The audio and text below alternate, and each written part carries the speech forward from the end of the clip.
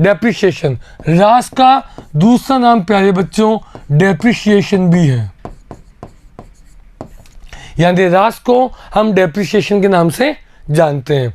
अब तक आप जान चुके हैं कि स्थायी परिसंपत्तियां यानी कि प्लांट, मशीन, बिल्डिंग, फर्नीचर, वे परिसंपत्तियां हैं जिनका व्यवसाय में उपयोग एक लेखा वर्ष से अधिक अवधि तक होता है। स्थायी परिसंपत्तियां, तकनीकी तौर पर इन्हें ह्रासमान, जिन पर मूल्यह्रास लगाया जाएगा। अवक्षयण योग्य, जिनके मूल्य में कमी होगी, परिसंपत्ति कहेंगे का यदि उपयोग प्रारंभ कर लेते हैं, यानी हम हमारी परिसंपत्ति को यदि प्रयोग में लेना प्रारंभ कर देते हैं तो इसके मूल्य में कमी आने लगती है।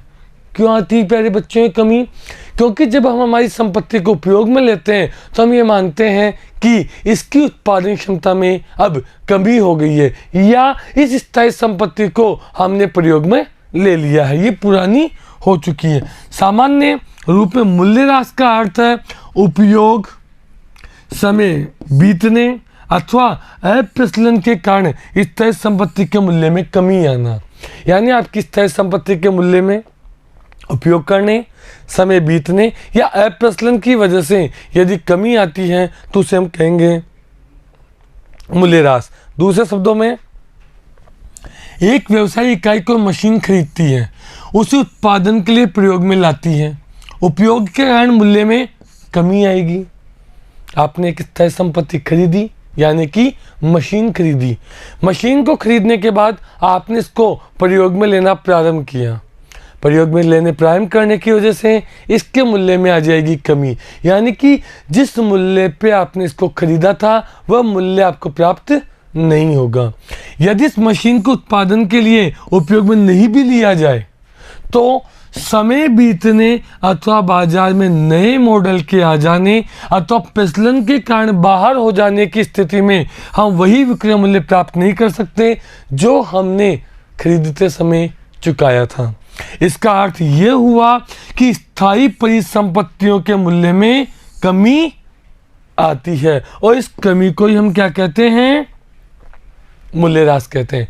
प्यारे बच्चों, स्थायी संपत्ति को अगर आप प्रयोग में लेते हैं खरीदने के बाद तो भी उसके मूल्य में कमी आती है क्योंकि उसकी उत्पादन क्षमता कम हो जाती है। लेकिन अगर आप उसे उपयोग में नहीं लेते हैं तो भी समय बीतने के साथ साथ या तो वह वस्तु, वह मशीन प्रचलित हो जाती है, यानी कि उससे अच्छी मशीन बाजार में उपलब्ध हो जाती है, या समय बीत चुका होता है उसे खरीदे, वो पुरानी हो चुकी होती है। तो ऐसी स्थिति में यदि उस मशीन को बेचेंगे तो हमें वही मूल्य प्राप्त नहीं होगा जो मूल्य हमने खरीदते समय चुकाया है। ह्रास का अर्थ की अगर हम बात करें, ह्रास का वर्णन हम स्थायी परिसंपत्तियों के मूल्य में स्थायी, सतत व धीरे धीरे हो रही घटोतरी के रूप में कर सकते हैं। यानी स्थायी परिसंपत्ति के मूल्य में होने वाली कमी जो लगातार या धीरे धीरे होती है उस कमी को हम मूल्यह्रास कहते हैं। यह व्यवसाय में परिसंपत्ति की लागत के क्षीण का मतलब होता है कम, क्या होता है? कम होने पर, न कि बाजार मूल्य पर आधारित है। जिस मूल्य पे हमने खरीदा है उसे हम कहते हैं लागत मूल्य, उस लागत में होने वाली कमी, न कि बाजार मूल्य में कमी।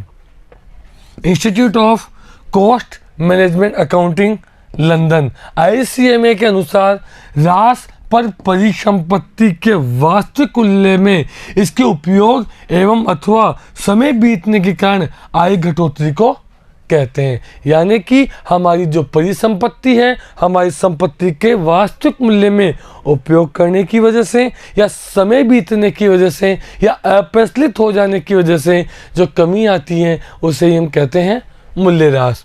Institute of chartered accountant of India ICAI द्वारा जारी लेखा मानक ने ह्रास की परिभाषा इस प्रकार दी है, यह अवक्षयण योग्य परिसंपत्ति, अवक्षयण योग्य परिसंपत्ति से तात्पर्य है जिसके मूल्य में कमी हो सकती है, में गिरावट, उपभोग अथवा कीमत में कोई अन्य कमी जो उसके उपयोग, समय के व्यतीत होने एवं तकनीक व बाजार में प्रचलन परिवर्तन के कारण अप्रचलित होने से हुई है का मापन है। यानी आपकी संपत्ति में गिरावट उपभोग की वजह से, कीमत में कोई अन्य कमी जो उपयोग की वजह से, समय के व्यतीत होने की वजह से, तकनीक में परिवर्तन की वजह से, अप्रचलित होने से जो भी कमी आपकी उस वस्तु के वास्तविक मूल्य में आई है, आपकी परिसंपत्ति के मूल्य में आई है, उसे हम क्या कहेंगे? मूल्यह्रास कहेंगे। ह्रास का निर्धारण परिसंपत्ति के संभावित उपयोगी जीवन काल में प्रति लेखांकन अवधि में ह्रास की राशि के संतोषजनक भाग को व्यय के रूप में दर्शाने के लिए किया जाता है। आपने एक मशीन खरीदी और मशीन की जो लागत है वो है 1 लाख रुपए। इसका जीवन काल यानी कि जितने समय तक मशीन हमारे व्यवसाय में रहेगी वह जीवन काल 10 वर्ष है। तो इस 1 लाख रुपए के मूल्य को 10 वर्ष में हम व्यय के रूप में हमारी पुस्तकों से अपलिखित करेंगे, उसी को ही हम क्या कहेंगे? ह्रास यानी कि डेप्रिसिएशन कहेंगे। यानी आपके मूल्य में लगातार आने वाली कमी। 10 वर्ष में 1 लाख रुपए के मूल्य को हमें व्यय के रूप में प्रदर्शित करते हुए कम करना है, इसी को हम कहेंगे मूल्यह्रास। ह्रास में उन सभी परिसंपत्तियों का अपलेखन शामिल है जिनका जीवन अवधि पूर्व में निर्धारित है, जिनका जीवन काल हमने पूर्व में निर्धारित किया हुआ है। ह्रास योग्य परिसंपत्तियां कौन कौन सी हैं? मशीन, संयंत्र यानी कि प्लांट, फर्नीचर, भवन बिल्डिंग, कंप्यूटर, ट्रक, वैन, उपकरण आदि ये वे संपत्तियां हैं जिन पर मूल्यह्रास लगाया जाना है। इसके अतिरिक्त ह्रास एक निर्धारित अवशयित राशि है, अवशयित कम होने वाली राशि जो या तो ऐतिहासिक लागत अथवा ऐतिहासिक लागत की वह पूरक राशि घटाए गए अनुमानित अवशिष्ट मूल्य सहित हो सकती है। अवशिष्ट मूल्य, यहाँ पे आपके सामने एक नया वर्ड आया है, अवशिष्ट मूल्य। अवशिष्ट मूल्य का तात्पर्य क्या होगा? संपत्ति को बेचने पर प्राप्त होने वाली राशि।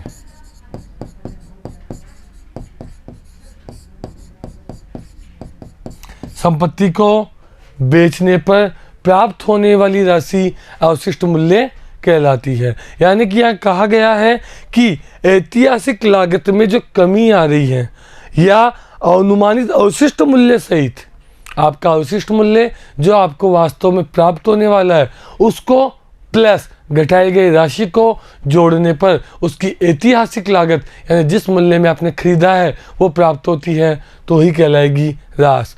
ह्रास के निर्धारण में एक और ध्यान देने योग्य बिंदु है परिसंपत्ति का अनुमानित जीवन काल। अनुमानित जीवन काल का मतलब है हमने अनुमान लगाया है कि संपत्ति कितने जीवन काल तक हमारे व्यवसाय में रहेगी। इसे निम्न 2 बिंदुओं की सहायता से समझा जा सकता है। सबसे पहले उद्यम द्वारा आंका गया अवसरण योग्य परिसंपत्ति का जीवन काल, यानी कि कितने जीवन काल तक, कितने समय तक मशीन परिसंपत्ति हमारे व्यवसाय में उपयोग में आएगी।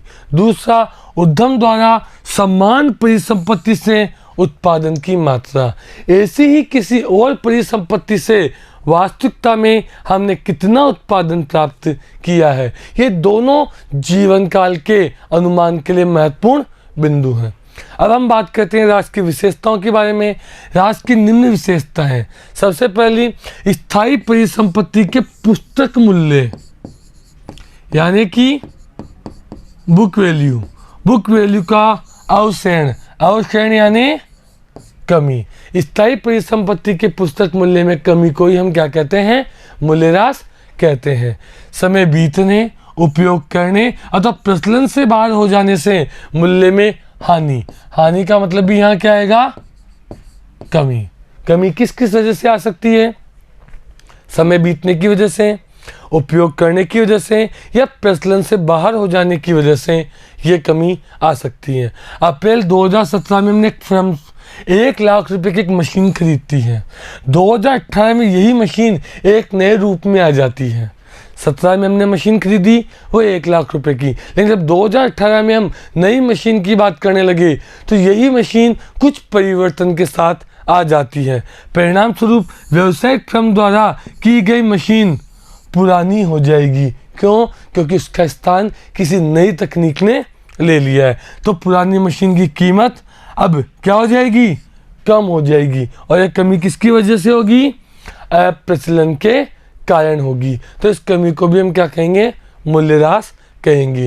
ये एक निरंतर चलने वाली प्रक्रिया है, क्योंकि आपकी जो मशीन है वो लगातार आपके व्यवसाय में उपयोग आने वाली है और इस मशीन पर लगातार काम करने की वजह से इसके मूल्य में भी कमी आने वाली है। ये बीती हुई लागत, इसलिए कर योग्य लाभ की गणना से पूर्व से घटाना आवश्यक है। बीती हुई लागत किसे कहेंगे?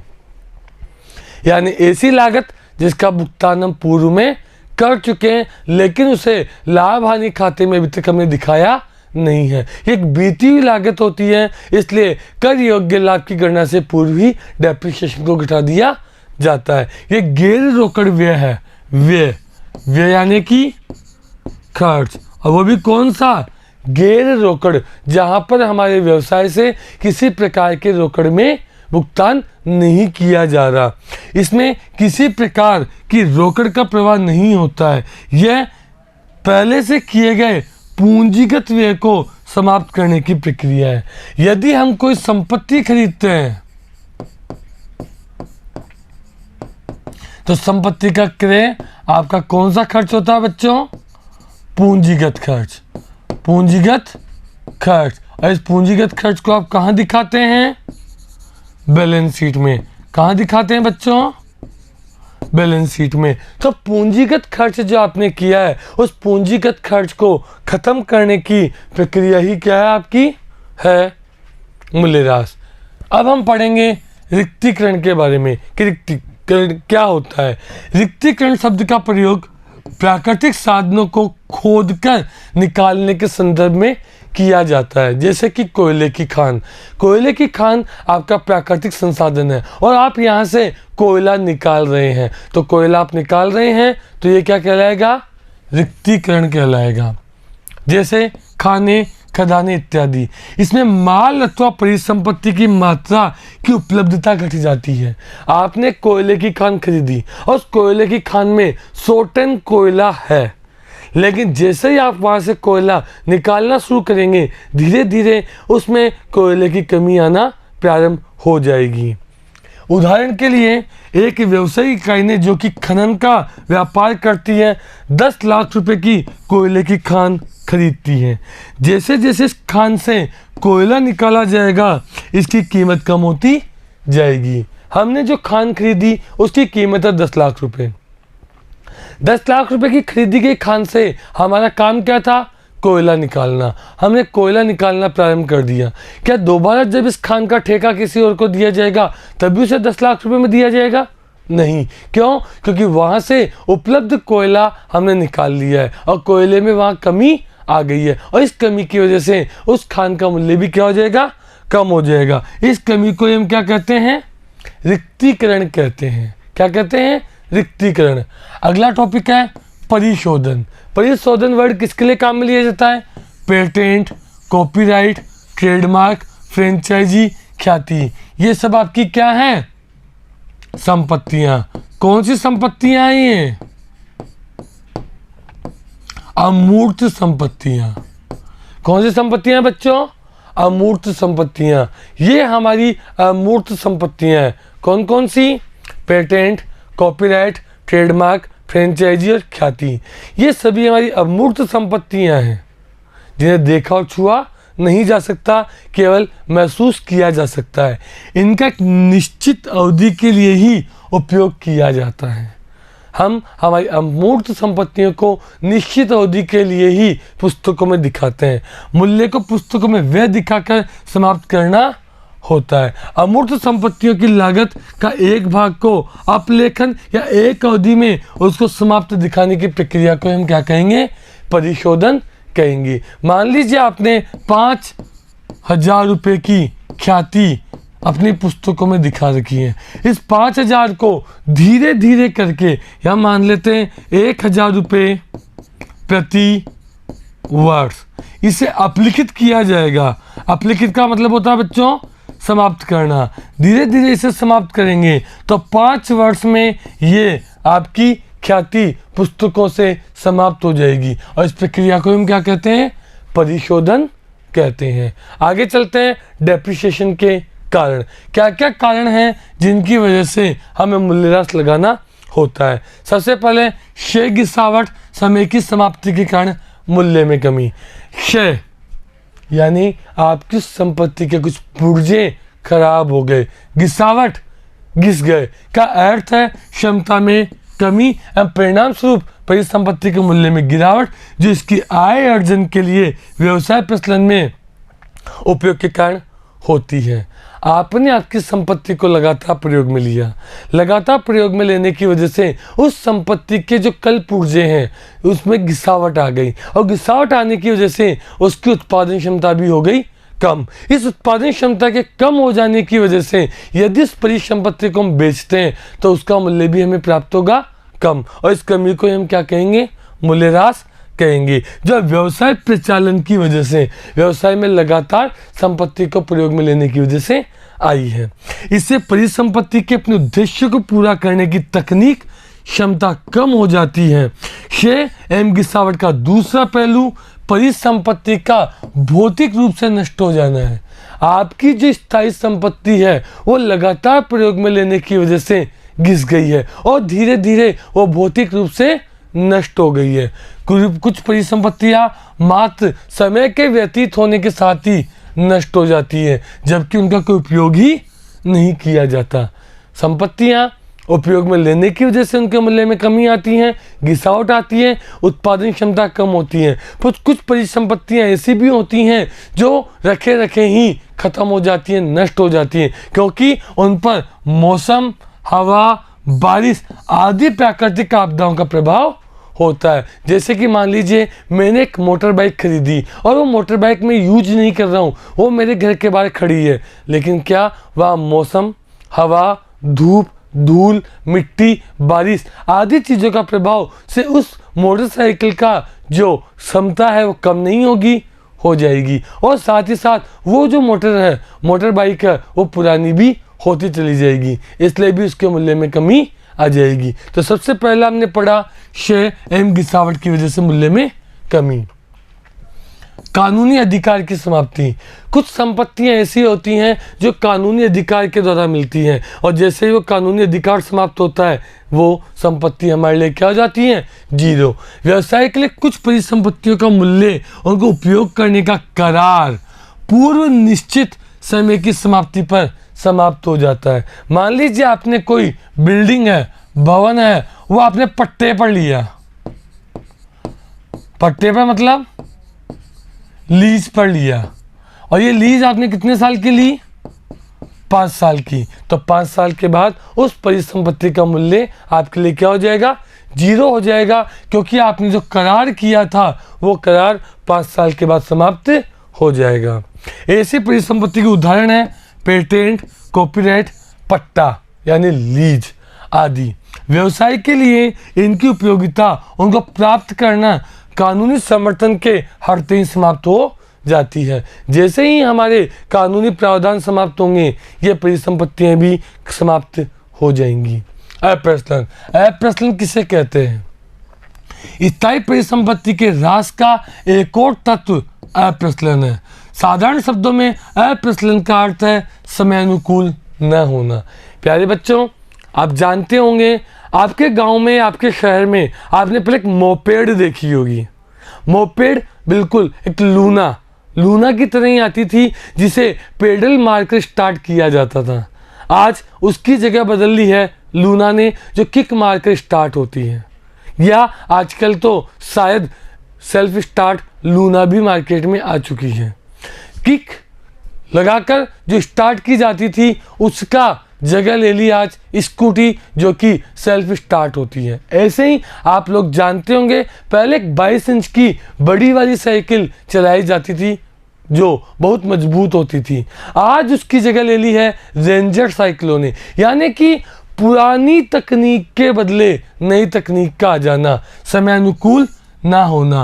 एप्लीकेशन से अभिप्राय है किसी परिसंपत्ति का पुराना हो जाना, क्योंकि अब उससे और श्रेष्ठ परिसंपत्ति उपलब्ध है। इसकी वजह से इसके मूल्य में कमी आती है, जो निम्न तत्व की वजह से होती है। तकनीक परिवर्तन, तकनीक में परिवर्तन आ चुका है। पहले पेडल मारकर आप लूना को स्टार्ट करते थे, फिर किक मारकर, और आज सेल्फ स्टार्ट। यानी कि धीरे धीरे तकनीक में परिवर्तन आने से पुरानी संपत्ति का स्थान नई संपत्ति ने ले लिया। उत्पादन पद्धति में सुधार, उत्पादन की जो पद्धतियां हैं उनमें भी लगातार सुधार किया जा रहा है। ग्राहक की आवश्यकता और इच्छा के आधार पर उत्पादन की तकनीकों में परिवर्तन किया जा रहा है। इन परिसंपत्तियों के कारण उत्पादित वस्तु एवं सेवाओं की बाजार मांग में परिवर्तन। जैसे ही नए परिवर्तन हुए और नए परिवर्तन के फलस्वरूप पुरानी संपत्तियों की मांग अचानक से बाजार में कम हो गई और नई परिसंपत्तियों की मांग बाजार में उत्पन्न हो गई, अथवा अन्य कोई कारण। ये ऐसे रीजन्स हैं जिनकी वजह से आपकी संपत्ति हैं वो क्या हो जाती हैं, अप्रचलित हो जाती हैं और इसका स्थान किसी और संपत्ति के द्वारा ले लिया जाता है। आगे पढ़ते हैं असामान्य तत्व। असामान्य तत्व किसी भी परिसंपत्ति की उपयोगिता में कमी कुछ असामान्य कारणों से भी हो सकती है। जैसे आग से दुर्घटना हो जाए तो आपकी संपत्ति नष्ट हो जाएगी, भूचाल आ जाए, भूकंप आ जाए, बाढ़, फ्लड आदि दुर्घटनाजन्य हानि स्थायी होती है, लेकिन लगातार या क्रमिक नहीं। असामान्य तत्वों की वजह से जो आपकी संपत्ति में कमी आती है वो अचानक से आने वाली कमी है, या लगातार या धीरे धीरे नहीं आती है, बल्कि ये एक साथ आ जाती है। उदाहरण के लिए एक दुर्घटनाग्रस्त कार का मरम्मत के पश्चात भी बाजार में पहले वाला मूल्य नहीं होगा जो इसको उपयोग में लेने से पहले था। इसे उपयोग में नहीं लाया जा सकता क्योंकि आपकी जो कार थी वो दुर्घटनाग्रस्त हो गई और दुर्घटनाग्रस्त हो जाने की वजह से उसके मूल्य में आ चुकी है कमी। आगे बात करें आगम एवं लागत का मिलान। स्थायी परिसंपत्तियों के व्यवसाय के परिचालन में उपयोग का औचित्य यही है कि इनसे आगम का अर्जन होता है। आगम बोले तो आय, यानी परिसंपत्ति का उपयोग करके हम आय कमा पाते हैं। इस परिसंपत्ति का कुछ ना कुछ घिसती है, इसलिए इसके बाजार मूल्य में कमी आ जाती है। इसलिए ह्रास भी व्यवसाय के किसी भी अन्य दूसरे सामान्य व्यय, वेतन, भाड़ा, पोस्टेज, स्टेशनरी आदि के समान ही एक खर्च है। हमारा मूल्य ह्रास एक खर्च है जो वेतन, किराया, भाड़ा और पोस्टेज की तरह ही माना गया है। क्यों? क्योंकि आपकी परिचालन यानी व्यवसाय का संचालन करने के लिए जो आय कमाते हैं उस आय कमाने के लिए ही उस परिसंपत्ति का उपयोग करते हैं और उपयोग करने की वजह से ही उसके मूल्य में आती है कमी। ये समान अवधि के आगम पर प्रभाव होता है, इसलिए इन्हें साधारण रूप से सामान्यतः मान्य लेखांकन सिद्धांत GAAP journal adopted accounting principle का अनुकरण करते हुए निवल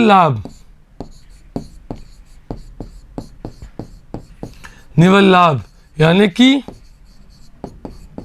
शुद्ध लाभ यानी कि नेट प्रॉफिट के निर्धारण से पूर्व ही घटाना अनिवार्य होता है। यह भी हमारा मूल्यह्रास भी जो है वो हमारा एक तरह का सामान्य खर्च है और सामान्य खर्च होने की वजह से इसे हम प्रतिवर्ष लाभ हानि खाते में निवल लाभ शुद्ध लाभ ज्ञात करने से पूर्व ही और खर्चों की बाती घटा देते हैं। कर के लिए महत्व, ह्रास कर के कारण भी घटाने योग्य व्यय है। वैसे ह्रास की राशि के निर्धारण के लिए कर संबंधी नियम व्यवसाय वर्तमान में प्रचलित नहीं है। आपका जो व्यवसाय है उस व्यवसाय में डेप्रिसिएशन की वजह से आपके टैक्स में आती है कमी, कर में आती है कमी, और कर में कमी आने की वजह से ही हम हमारे डेप्रिसिएशन को भी घटा देते हैं। सत्य व उचित वित्तीय स्थिति, यदि परिसंपत्ति पर आज के लिए प्रावधान नहीं किया गया तो इसका अधिमूल्यांकन होगा। आपकी जो संपत्ति है उसका मूल्य वही रहेगा जो आपने इसे खरीदते समय चुकाया था, जबकि मैंने आपको बताया कि संपत्ति को लगातार उपयोग में लेने या न लेने पर भी समय बीतने अप्रचलित हो जाने के कारण संपत्ति के मूल्य में कमी आती है। लेकिन हमने डेप्रिसिएशन नहीं लगाया तो संपत्ति पुराने मूल्य पर ही पुस्तकों में दिखाई जाएगी, तो इसका अधिमूल्यांकन हो जाएगा। यानी कि संपत्ति के मूल्य में आ जानी चाहिए थी कमी, लेकिन वास्तविकता में कमी नहीं आई।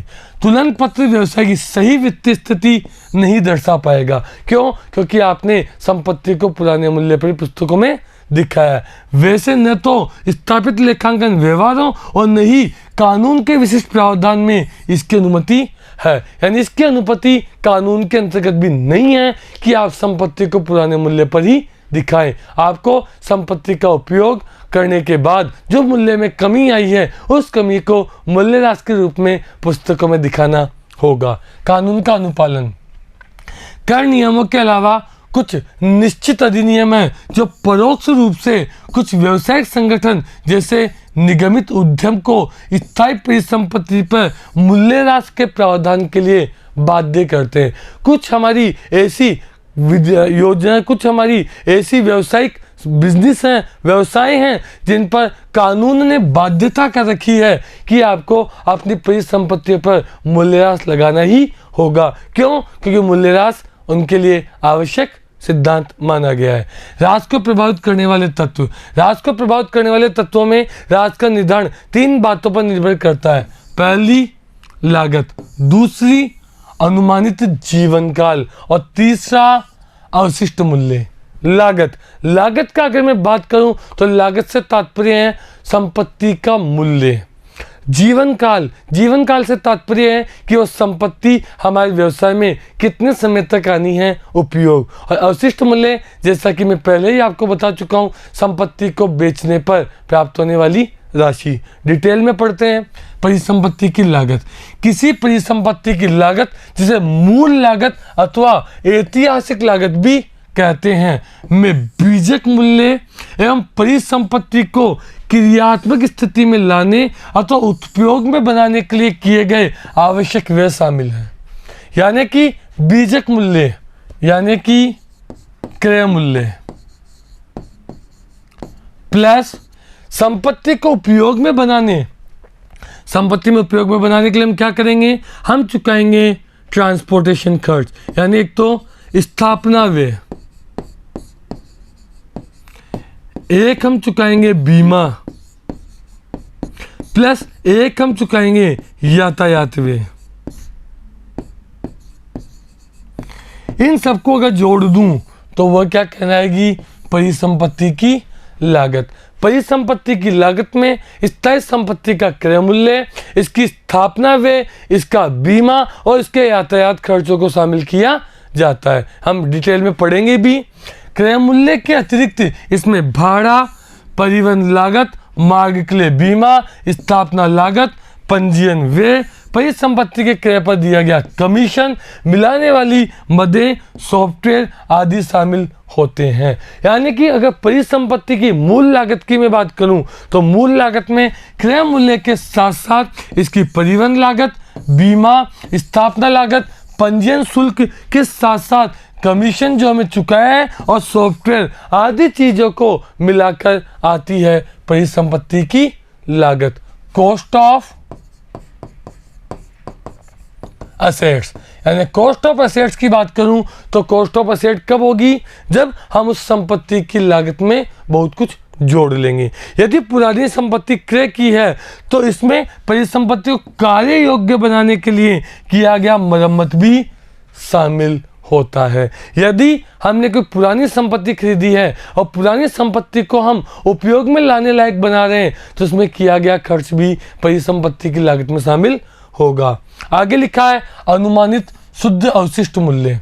अवशिष्ट मूल्य, अवशिष्ट मूल्य से जिसे अवशेष मूल्य या शेष के पश्चात का मूल्य भी कहते हैं, से आशय परिसंपत्ति के जीवन काल के अंत में अनुमानित शुद्ध वसूली योग्य मूल्य जो वास्तव में हमें वसूल हुआ है से है। इसकी गणना परिसंपत्ति को बेचने पर किए जाने वाले खर्चों को काटकर की जाती है। उदाहरण के लिए एक मशीन हमने 50,000 में खरीदी, इसका जीवन काल, अनुमानित जीवन काल 10 वर्ष है।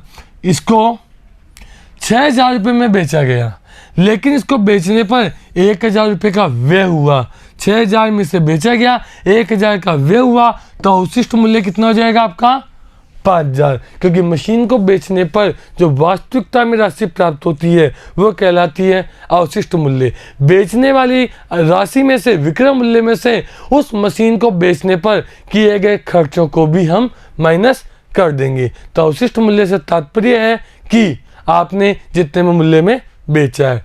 राशमान मूल्य, यदि किसी परिसंपत्ति का राशमान मूल्य इसकी लागत घटा शुद्ध अवशिष्ट मूल्य के बराबर होता है, लागत घटा शुद्ध मूल्य के अवशिष्ट मूल्य के बराबर होता है।